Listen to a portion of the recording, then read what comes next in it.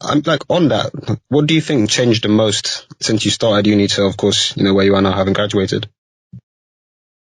I think my goals, like just what I want, what I want in life. Mm. I think I changed as a person, definitely, but in terms of change the most, I mean, I'd to say I'm probably just as immature as I was in first year as I am now, so I can't even lie on here. I can't be lying out here. Yeah, I'm matured a lot. I'm very mature. Yeah. Yeah, we've seen you. But facts.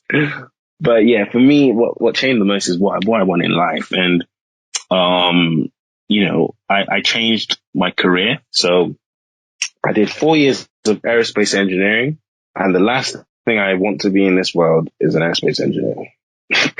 So Okay. I'll put it out there. Like, look, I'm sorry to any aerospace engineers currently that are listening. It is a horrible time to graduate as an aerospace engineer. We're not getting flights back, like regular flights back, until probably 2022, 2023, unless a vaccine comes out earlier. A lot of our projects have to be put on hold. The supply chain is disrupted because of COVID. A lot of aerospace companies have lost so much money where there's not enough investment in research and development. So yeah, I'm really not selling my degree right now, but what I am selling is what I will always speak the most about with aerospace is the transferable skills, learning like how to be a problem solver and how valuable the degree is outside of like in any industry, like literally in any industry. And then also the variety of things that you learn. You can learn about space, you can learn about civil, you can learn about defense, you can learn about drones, you can learn about nature, climate change, whatever you can learn about it with that degree. So, not to, shit on the degree. Sorry if you have to bleep that out, but All good. it's all good. We're all grown ups here. All right, cool. Yeah, not to, like play down how, but yeah, it's just not a great time to currently be an aerospace graduate. But yeah, so for me, I haven't made the decision to leave aerospace. So before this year, before COVID hit. So for me, that decision came at the end of second year when I did a internship. And that's one thing as well. You've probably had podcasts where you've advised students to do this. Please, please, please, please, if you're a student and you want to go into any field, any career, do an internship, get some work experience in your field of choice. Like, I speak to people now that didn't do any internships at uni. How? I know it's not easy. Like, I know I'm not, there are reasons, but just at least try and apply for some, please. Don't go through 4 years or 3 years and not have applied to any single one because you don't know what you actually like. So I did my internship at BAE Systems, in Preston. Nice. Yeah. So that's when I realized, okay, aerospace is the last thing I want to do, just because I just didn't have the personality fit for it. Living in Preston is one thing I never wanted to do, or living in other rural areas where a lot of aerospace firms are. So there's Stilton near Bristol, but it's still not a great area. There's some other places like Derby, Sheffield, some places in the east of England, none really in London, none really in Birmingham, Manchester. All these manufacturing places are so far out. Yeah, they're so far out, right? So that to me, I didn't have, I just don't want to live in these areas. I want to be able to live where I see black people. And I can send my kids to schools where there are black people. I didn't want to be the only black person at the workplace, being surrounded by middle-aged white men all the time, not really seeing career progression for people like me or graduates. So, and then also the projects as well. A lot of them were long-term projects because in aerospace, to build a military aircraft can take 20 years, can take 25 years, can take 30 years. So for anyone telling me, oh yeah, you could be on a 25-year project, no, thank you, because I'm not dedicating my life for 25 years of doing the same thing, right? So I Not made even 25 years old. That's like a lifetime for us. like literally, I would have started, if I started an aerospace project from when I was born, there's a very good chance I've not finished it. And then there's still a chance the project might never actually fulfill. Like, do you know what I mean? It's terrible. So yeah, I came out of that and I was like, okay, what do I want to do now? And honestly, I won't lie. And this is just the thing. This is that external competition again. I saw my friends getting internships in finance and I looked at them. I looked at the grades I was getting. I looked at the grades they were getting. And I was like, well, they don't have two heads. If they can do it, why can't I? Mm.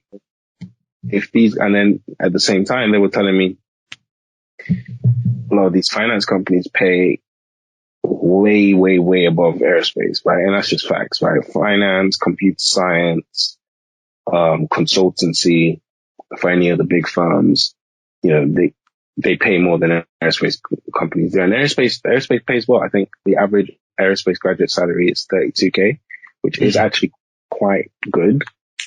Compared to, I think, average graduate salaries are like 27 or 26 or whatever it is. Then I'm hearing these places are starting with 50. Yeah, 45, 50. And I'm like, well, 50 is greater than 32. And this is the thing. I realized that I'd lost my passion for aerospace. So yeah, I wanted to find a passion for something else. And I realized I was one of those people that whilst I was at work, whilst I was doing my internship, I do need to enjoy what I'm doing. Like I can't be somewhere and hate my job.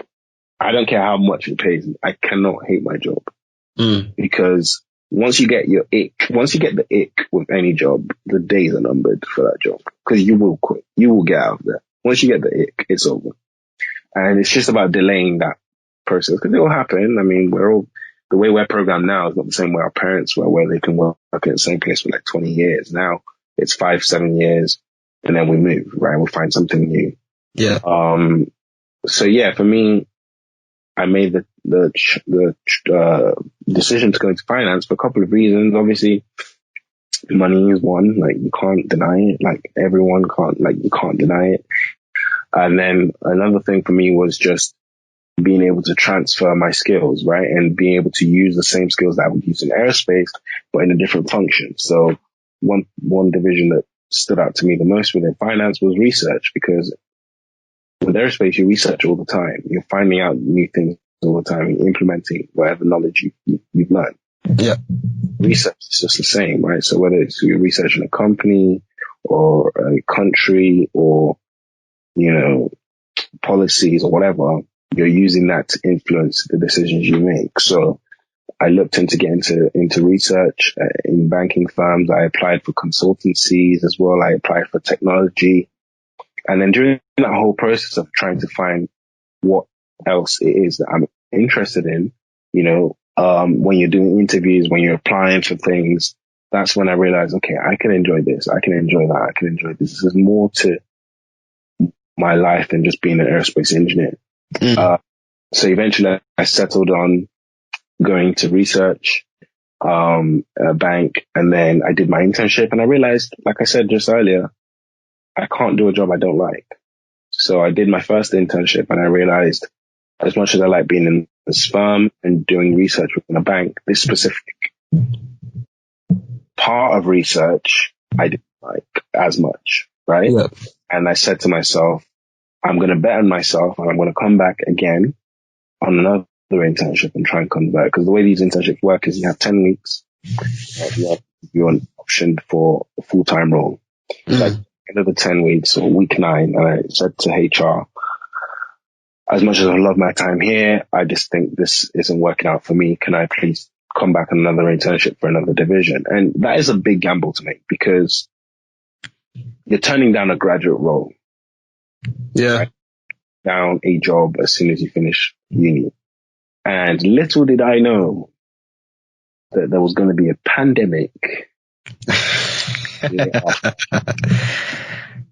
And this is the thing, like for anyone that's currently in a situation where they have a job offer and, they don't want to accept it and stuff, just take your time to make that decision. Because if I knew a pandemic was coming, I don't know if I would have turned that down, just because of the uncertainty and the added pressure you have when you're now there and you realize if you don't get this job, you're probably not getting a job again for another year because of this pandemic, right? Because no one's hiring.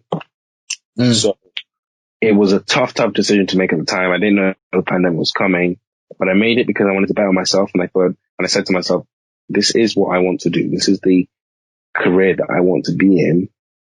And I just want to be happy doing my job every day. Because, once you start working, it's till life. It's every day. It doesn't stop. It's Monday to Friday a year, 28 days holiday a year. But for the other 347 days, you're working. For 337 days, you're working. 37, yeah. So you want to make sure you're making the right decision. And, happily I was able to come back on another internship this year, which was virtual, and secure the grad role full time to start in March. But yeah, it was a long journey transitioning from aerospace to banking. And, it's something that I would say if you're at uni now and you're doing engineering or any STEM subjects, definitely give finance a think, just because number one, you don't want to limit yourself. You don't want to box yourself in. You don't want to say this is the only career I'm doing because, well, first of all, why? Like, what's so great about what you think you're doing that you can't do somewhere else, or no other place can offer you the same opportunity? Like, I don't know if there is. I don't think there is one perfect career or perfect job, right? And you just have to keep an open mindset and realize that you as a student, you're good enough to get into these places. You're good enough to work anywhere, right? And that's one thing I had to learn. Like, I had to learn just how to build my confidence up, right? So, if you know me, you might think I'm an externally confident person, and I do think I am. But I did struggle with a lot of internal confidence, right? Because it's two different things. A lot of people think to be confident is to just be boastful and arrogant or whatever. And I'd probably say when I say I'm externally confident, like, to anyone, I definitely give off the vibe that I love myself, and, I'm not narcissistic or anything, but I definitely give off the vibe that I really believe in myself and everything I'm doing. But I guess that's like overcompensating at times for the lack of inner confidence, right? And, when I was applying to these roles, or when I did my first internship, that was one thing I had to learn, because I can remember I was there in my first internship, and senior management, senior people within the firm would ask me, "Oh, what do I do?" And I'd say I do aerospace engineering, and they'd be like, "Wow, that's amazing." And my immediate thought was to downplay it. Yeah, I know what you mean. And it's like, maybe it's imposter syndrome, or just like not really believing in yourself or whatever, like not believing that you're meant to be where you are. But I always had that thought of, I need to downplay my achievements because I'm not as good as I think I am. And it was so unhealthy. And I thank God for, the people that he put around me at that workplace, especially my boss, who was an African American man.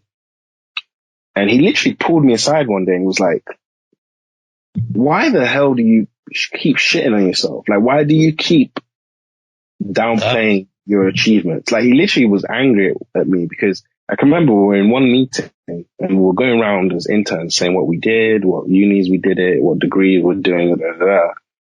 And everyone was so positive about what they were doing. And then I was the only one there saying, "Oh yeah, I do aerospace, but I don't really like it. It's not really that. I mean, and I was just there mumbling, like trying to downplay it. And it was so embarrassing looking back.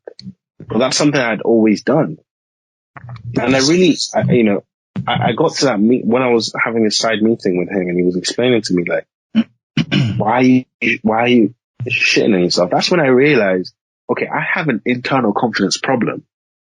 Like, I genuinely have an internal confidence problem where, even with everything I achieve, even against all the odds of everything I've achieved, the fact that, 10,000 people apply for these internships, And within my specific division, I was the only one. I was the only one. Right? I don't know if 10,000 people applied for that role, but, you know, you can imagine just as it filters through whatever percentage of people apply to research and that, I still would say it was a less than 2% chance to get that role. Right? Yeah. But I was the only one, the only intern there. And, you know, even with my degree, like I got firsts every single year whilst at uni. But even that in itself, those achievements, and this is what I'm saying, like internal motivation and internal confidence, it's so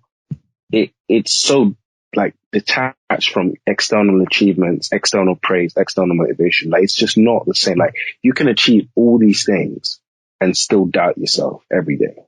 Mm. And that was one thing that I definitely had to learn and develop over the past year, was just being confident in myself, not because of what I've achieved, but being confident in myself that I'm good enough to do things. And it's not because I got first or it's because I got this internship. No, because when I already had those things, I still wasn't confident in myself. But now I do believe that I am more confident in myself, but it has nothing to do with what I've achieved. It really boils down to the things I did this year to really fall in love with myself and like really, really like myself and really, you know, be proud of the things I'm doing. It's nothing to do with what I've achieved externally, because there's no amount of praise.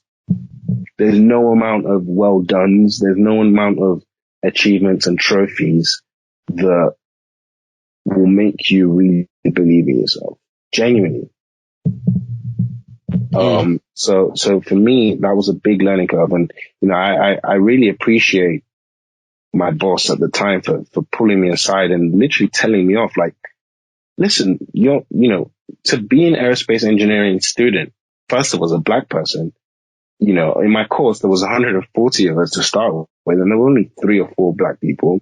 To be within the internship class where, you know, there's only, let's say, 10 black people out of 160, you know, to be the only intern in his division, you know, he was like, why would you still doubt that you're not good enough to do these things? And that's when I realized it has nothing to do with this thing. But then I did, you know, start to realize, okay, I have accomplished all these things, so I can't be as bad as I think I am. Right? But you need to draw that internal confidence, not from what you've achieved, but just in really believing in yourself and loving yourself and understanding that you're good enough and you're not taking someone else's space. Like, this is where you're meant to be and you deserve the things that you've achieved in life. And it's tough. Like, I don't know why I felt that way growing up. I don't know. I think, I guess moving a lot growing up definitely had played a part in that, because you're always having to start again and meet new people and change personalities and adapt and fit in. You start to lose who you are a bit, and you start to, you know, really doubt if you're good enough for certain spaces and all those things. And then it can become bigger and bigger, right? And, you know, I think for me, my internal confidence just wasn't there at times, even though you would never, ever, ever guess that from knowing me. You would never guess that. Yeah, like I'm surprised even hearing you talk about it. Yeah, I'll be the first person to scream about how good I am outside, like, to other people, but I'll be the first person as well when I'm by myself in my room and I'm applying for something to doubt myself. Like I said, you know, even when I play guitar and stuff, like sometimes I'll post it and I'll delete it straight away. Just because, like, I'm thinking, oh, no, that was rubbish. That wasn't good enough. Like, you know, and it can be little things. And I think sometimes we let the little things just go on for too long, and then you realize, okay, my internal confidence is reaching, you know, my lack of internal confidence is reaching into other aspects of my life. And that's one thing, yeah, as a student, you know, over your 4 years at uni, you have to build. And so, you know, to answer the question, I know I went the most long-winded route about it. You know, the one thing that has changed is just what I want in life, what my career path, and then also, you know, building like my own character, like building my own confidence, building that love for myself, building that whole understanding of, who I am as a person, what makes me happy, what doesn't make me happy, those sort of things is what changed the most at uni.